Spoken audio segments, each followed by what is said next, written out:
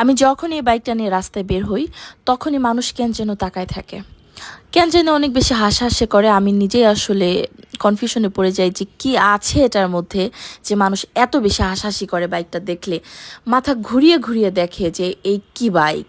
যদি এটার বিশেষত্ব একটা কারণ আছে, যেমন এই বাইকটা দিয়ে হচ্ছে আমি মেয়েদের বাইক ট্রেনিং করাই।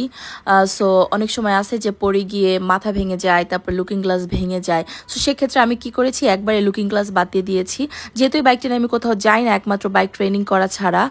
আর মাথায় আমি কি করেছি, বংশালী নিয়ে গিয়েছিলাম, সেখান থেকে আমি একটা শিট দিয়ে একটা আয়রন ম্যানের শেপ দিয়ে কাটিয়ে দেন একটা আয়রন ম্যানের স্টিকার আমি সেট আপ করে দিয়েছি, যার কারণে মূলত আমার এই বাইকটা দেখতে অনেক বেশি আকর্ষণীয় এবং খুবই ইন্টারেস্টিং, খুবই কিউট লাগে, যার কারণে মূলত মানুষ এভাবে তাকায় থাকে, প্লাস হচ্ছে গিয়ে হাসাহাসি করে।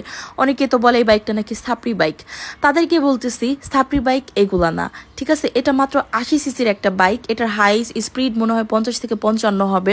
তাহলে এই বাইকটা সাপড়ি বাইক কিভাবে হয় ভাই? আগে বাইক চেনা শিখেন, তারপরে বলেন কোনটা সাপড়ি আর কোনটা ভালো বাইক। এই কাস্টমাইজটা করার জন্য যে আমার কত পরিমাণে হয়রানি হওয়া লাগছে, পারলে একটা করে দেখান তারপরে বললেন।